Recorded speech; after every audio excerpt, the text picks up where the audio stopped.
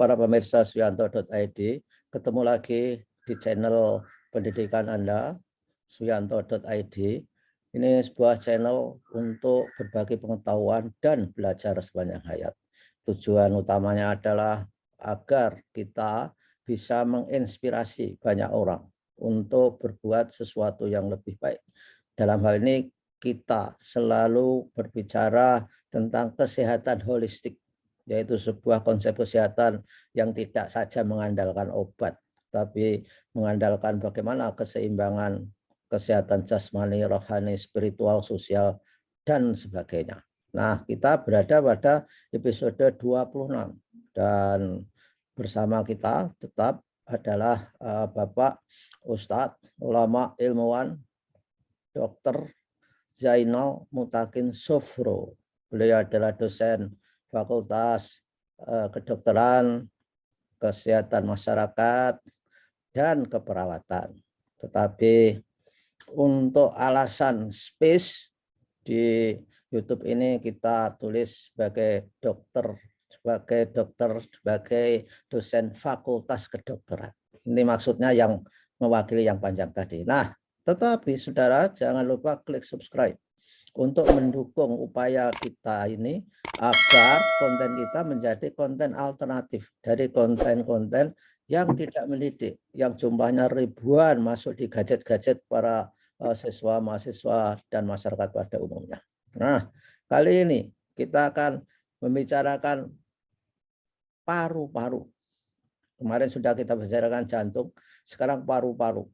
Paru-paru ini sangat penting karena pentingnya digunakan untuk simbol-simbol sosial, merupakan paru-paru kota misalkan saja, itu luar biasa.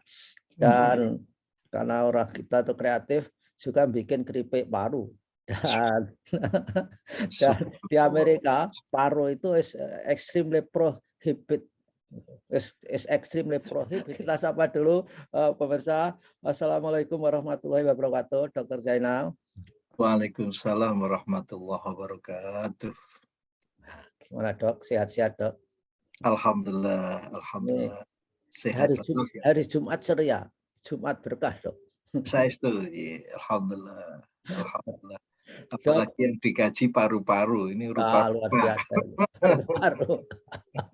Dan coba dok, apa dok dari paru-paru ini akan melahirkan beberapa episode saya kira karena penting sekali. Jadi secara pemirsa jangan lupa ikuti kita tentang kajian paru-paru ini. Dari mana dok? Silakan dok. Gimana?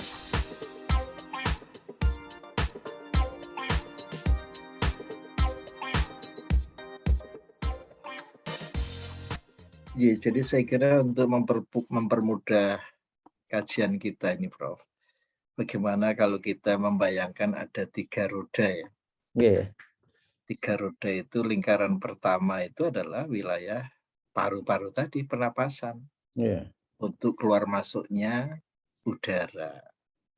Tetapi yang harus kita perhatikan bahwa udara yang masuk ke dalam paru ini akan diedarkan ke seluruh tubuh melalui sistem sirkulasi. Dan tujuan akhirnya, destinasinya itu adalah bagaimana udara ini masuk ke dalam jaringan, utamanya yang banyak memiliki mitokondria, Prof. Oh, mitokondria ya. Mitokondria itu adalah powerhouse. Ya, powerhouse, gudang. Ya, powerhouse yang nanti akhirnya menyumbangkan energi kita. Maka menarik sekali apa yang kita bicarakan pagi hari ini, bahwa Allah itu menyediakan oksigen di alam semesta itu unlimited ya. Tetapi menarik Prof, tubuh kita ini tidak terampil untuk memanfaatkan itu. Oke. Jadi sekali lagi kita harus berpikir sejenak, ini udara ini belum dipajeki loh Prof.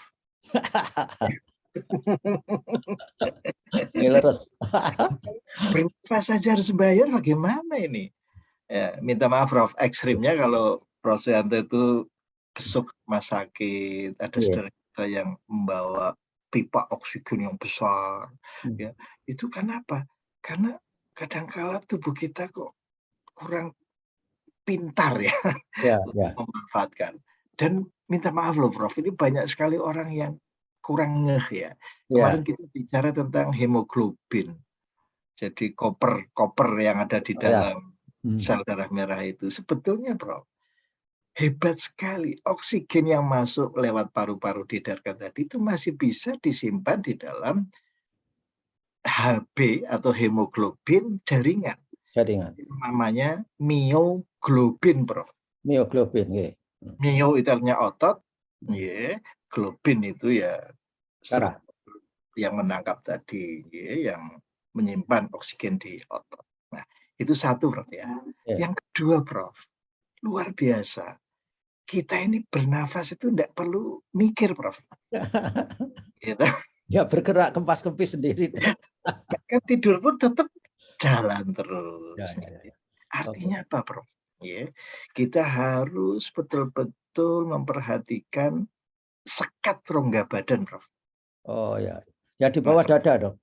ya di bawah dada itu bentuknya mengkelung. Hmm. Itu bisa kita mengapa ada pernapasan dada, pernapasan perut, gitu, Prof. Nah, ini menarik sekali bahwa gerakan-gerakan diafragma itu tadi nanti akan menggesek-gesek kabel, Prof. Oke. Nah, kabel yang nanti hubungannya dengan jantung supaya bergerak tidak terlalu cepat. Nah, Nah, Dok, mohon diperdalam mengenai pernapasan dada dan perut, Dok. Itu bagaimana realnya sehingga iya, saudara-saudara kita bisa memanfaatkan kapan dia bernapas dengan dada, kapan dia dengan perut. Pada waktu membaca Al-Quran seperti Qori itu kan mungkin pernapasan perut mungkin, Dok ya. eh, yang jelas paru-paru itu ada di dada, Prof. Oh ya, ya, ya. Oh ya, ya. Bukan di perut loh ya. Tapi paru-paru nggak bisa beda, Dok ya, di kiri atau di kanan atau ikut kalau jantungnya di kiri dia ikut atau di kanan ikut gitu. Lawang paru-paru itu couple kok, Prof ya, kanan kiri Oh, tetap aja. oh ya, ya, ya. Oh iya, ya, betul. Gitu sepasang toh, ada paru kanan, ada paru kiri. Iya, Tetapi yang penting tadi, Prof, bahwa tarik nafas, keluar nafas itu akan tidak hanya mempengaruhi jantung sebagai lahiriah, bentuk materi jantung, tetapi juga suasana hati, Prof. iya, ya. Oke. Jadi ketika Prof stres, tegang, wah ini kok koneksinya kok, wah tarik nafas, keluarkan pelan-pelan. Itu suasana hati menjadi lapang. Gitu. Oke. Dan yang paling menarik di dalam surat Al-Insyirah itu dikatakan, alam nasyroh, Hmm. laka sodroh. Bukankah telah kulapangkan dadamu? Hmm. Bukan kulapangkan perutmu loh, Bro. Oh iya. Ini penting sekali, Bro, karena menarik. Ketika kita menarik nafas, itu memerlukan hormon-hormon, ya, utamanya adrenalin, Bro. Ya, Adrenalinnya menyebabkan longgar saluran ya. pernafasan atau bronchiolus. Mengapa kalau ada orang sesak nafas itu, kita bisa memberikan obat lewat suntikan itu, Prof ya, di Ya, bawah kulit, itu namanya adrenalin, itu adrenalin. akan melonggar, ya, longgar. Kemudian kita lepaskan pelan-pelan, ya, supaya CO2-nya itu bisa keluar dengan baik. Jadi paru-paru ini merupakan organ yang sangat strategis dan vital, Prof. Ya, untuk menyeimbangkan apa yang kita namakan keasaman darah atau Ya. pH. Jadi kalau ada orang kok CO2-nya terlalu banyak di dalam tubuh, maka pernapasan itu menjadi meningkat. Oke. Hmm. Tapi kalau kadar CO2, nah sekarang Prof kan rajin berkebun ya. Iya. Tentunya kita bisa berterima kasih pada tumbuh-tumbuhan yang siap menerima lontaran CO2 dari Kedua. tubuh kita. Jadi memang hubungan kita dengan alam itu luar biasa, Prof. Iya. Ya. Nah itu tadi, Dok, kalau ambil napas, keluarkan, itu tadi termasuk bernafas dengan dada, Dok. Iya, ini pernapasan dengan dada. Ya. Jadi maksud kami begini, Prof. Sebetulnya keluar masuk nafas ini sekali lagi adalah penting untuk menyeimbangkan suasana keasaman di dalam darah kita. Maka yang paling menarik, Prof, kalau di luar negeri, Prof, ya, Nggih. orang itu sebelum memeriksa jantung itu diminta tarik nafas dulu, Prof. Oh, oke. Ya, itu dalam bahasa Jermannya itu Einatmen bitte. Oke. Tarik nafas, keluarkan Ausatmen bitte. Hmm. Tapi kalau di Inggris itu ucapan semacam ini biasanya untuk meriksa suara-suara paru itu tadi, Prof. Oke. Iya, Oh, bukan. makanya kita Iya. suruh ambil napas ketika Betul. diperiksa pakai stetoskop itu, Dok. Itu parunya itu, Prof. Ya. Itu dengan bimbingan in, out. Hmm. In, out. Hmm. Itu supaya kita bisa merasakan paru-parunya itu bersih atau tidak, gitu. Oh, Di bisa samping itu, kedengaran, Dok. Prof. Ya. Terus itu, Prof. Kalau parunya nggak baik bisa kedengaran oleh dokter ya. Itu misalnya kalau ambil napas, kalau parunya jelek bunyinya seruling gitu, Dok. Lah betul, nah, Prof kan sering mendengar ada istilah paru-paru basah, Oh, gitu. Jadi dalam bahasa kedokteran itu ada bunyi ronchi. orang. Ronchi itu bunyi khas dari paru. Okay. Jadi kalau bagian bawah paru itu tergenang air, itu nanti ada suara-suara tambahan. Tidak seperti serulingnya Prof itu tadi. Kalau serulingnya Prof itu namanya penyakit asma. Oh, asma. Oke. Oke. Jadi ketika menghirup keluarnya itu susah, Prof.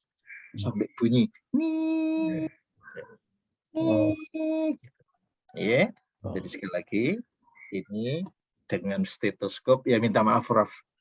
Istilah di kedokteran itu kadang-kadang juga perlu dikoreksi loh. Ya. Ruang gawat darurat, ruang Iya, baik-baik saja. menurut saya ini agak saru ini, Prof. Ya, ya. Stetos itu kan artinya dada. Oke. Skop itu artinya melihat. Oke. Masa melihat pakai alat itu tadi kan tidak, gitu. Jadi istilah stetoskop itu kelihatannya mentereng, sebetulnya salah kaprah loh, Bro.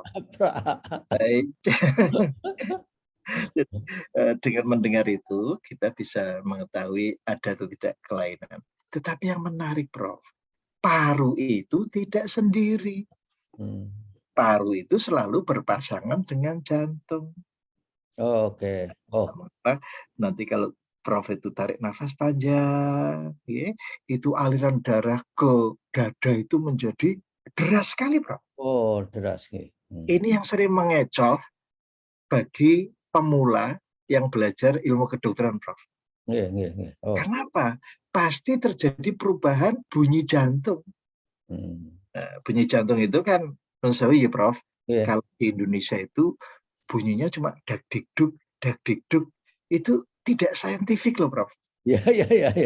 Menurut saya ya. Yeah. Jadi kalau kita ingin mendengar bunyi jantung dan kita bisa mengambil manfaatnya, mestinya bunyinya adalah lap-dap. Lap-dap. Lap-dap. Ternyata, Prof, lap itu lebih panjang dibandingkan dap. Oh, lap-dap. Nah, coba kalau bunyi jantungnya dak-dikduk, sama. Tidak punya makna sama sekali, Prof. Ya. Apalagi deg-degan. Nah, itu kan susah lagi, Prof. Yeah. Ya. Jadi kalau Prof tarik nafas dalam, itu darah itu dari bagian bawah itu naik masuk ke rongga dada, Prof. Karena itu lewat Dok, prinsip diastolik itu. Leres. Satu, yang kedua, Prof, ketika Prof menarik nafas, maka tekanan dada itu menjadi 0, Prof. Oh, ya. Sehingga darah yang di ujung kaki pun akan tersedot ke atas. Nah, inilah perlunya kita memperhatikan pernapasan. Jangan sampai nafas yang keluar lebih pendek dari yang masuk, Prof. Oh. Itulah Jadi, Dok. Itulah sebabnya kalau kita olahraga itu untuk terakhir ambil nafas itu kita membuka dada, tangan ke atas, kemudian betul. dikeluarkan pelan-pelan dok nafasnya. Betul, betul. Dan panjang, Prof. Panjang. Jadi jangan, ya minta maaf, Prof. Kalau kita belajar menyanyi, Prof ya, Nggih, nggih. itu kan pertama kali yang diajarkan pernapasan, dan kita diminta ketika menghembuskan nafas. Tapi bukan yang terakhir loh, Prof. Bukan menghembuskan nafas terakhir. Ketika kita menghembuskan nafas itu, sambil membayangkan ada bunga yang terapung-apung di sungai, Prof. Oke, sampai Sehingga berhembusan. tidak segera selesai gitu loh, Prof. Jadi tarik nafas, keluarkan pelan-pelan. Ini luar biasa bagi kesehatan, Prof. Mengapa logiknya dikeluarkan pelan-pelan supaya darah itu baliknya juga pelan-pelan gitu dok? Begini, Prof, kalau kita itu sudah terlatih pernapasannya, maka kita akan menjadi sehat. Sebab lagi-lagi tadi tubuh berkesempatan untuk menikmati oksigen yang masuk tadi, Prof. Oke, iya, iya. Kita sudah mengambil nafas dengan susah payah, kita keluarkan pelan-pelan. Nah, kalau sudah terlatih, maka kita tidak perlu bernafas tersengal-sengal. Oh, kalau begitu di WA itu ada beredar ya, itu sesat itu. Suruh ambil napas, dikeluarkan dengan mendadak.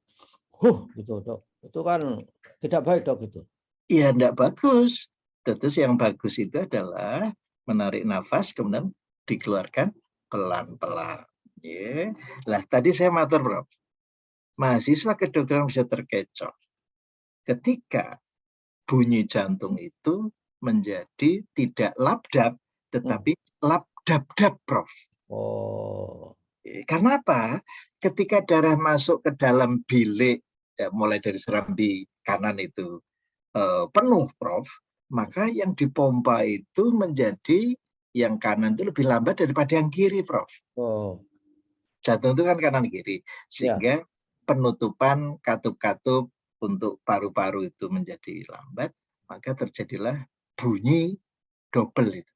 Lap, Oh. dap, dap, lap, dap, dap. Nah, Oh iya, iya. itu dikira tidak normal, Prof. Ini bisa-bisa asosiasinya, oh ini sakit jantung, ini harus dioperasi ini. Itu bisa dijewer supervisornya dok. Persis, Prof. Ini karena tidak mengikuti channel Prof Suyanto ini. Iya.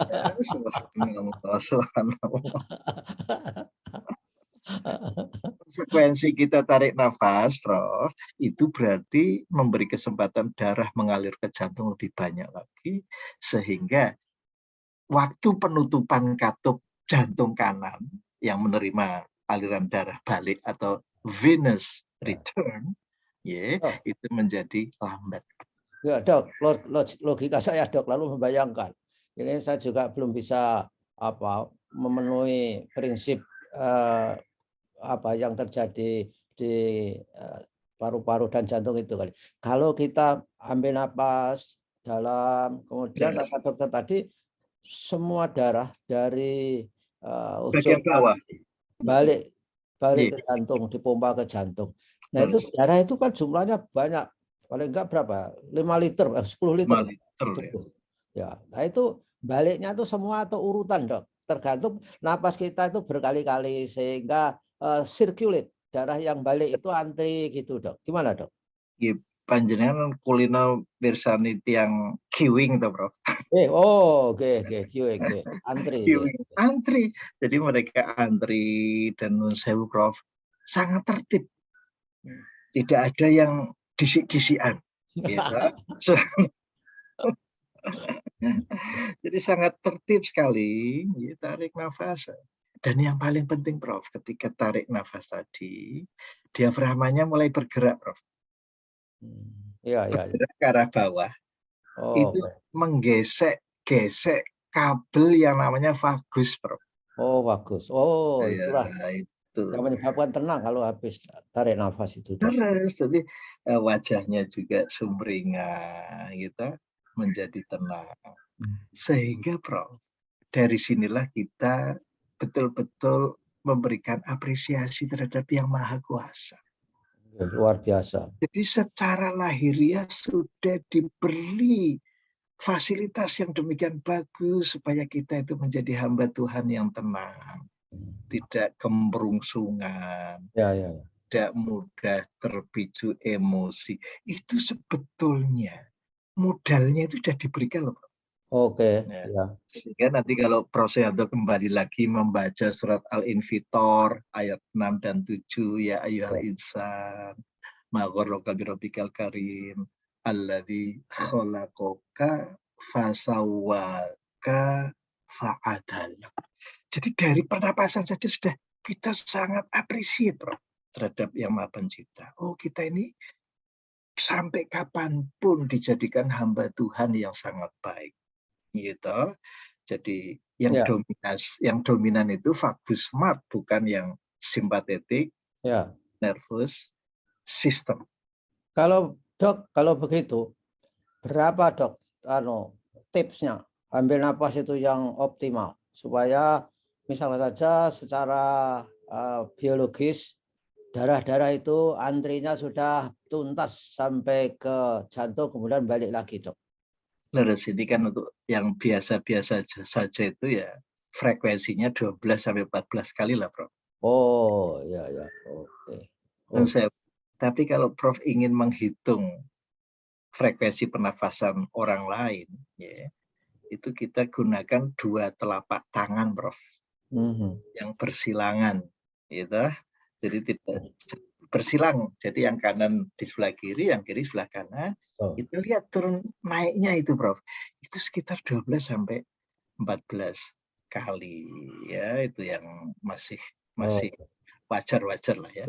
Jadi kalau Dok, saya kalau treadmill ketika puncak di mana denyut jantung saya itu mencapai 145. Itu kalau 150 sudah diingatkan suruh turun. Terakhir kan harus ambil napas, tapi itu kan agak tersengal. Harus ditahan, Dok. Keluarnya itu memang harus pelan. Harus ditahan atau karena mengikuti irama yang sedang hot itu, Dok. Nun sewu, Prof. Kita ini sebetulnya kapan berpikir? Berpikir itu setelah berolahraga, bukan ketika kita berolahraga. Oke. Jadi ketika kita berolahraga itu kan banyak sekali karbon dioksida, ya, CO2 itu ya biarkan keluar biasa saja, Prof. Tidak usah ditahan-tahan. Oke. Sebetulnya, Prof, yang Nusewu agak mengganggu masyarakat kita ketika ada film zaman kuno itu The $6 Million Man. Itu larinya, Prof, bisa melebihi kecepatan mobil, tapi kok tidak tersengal-sengal ya?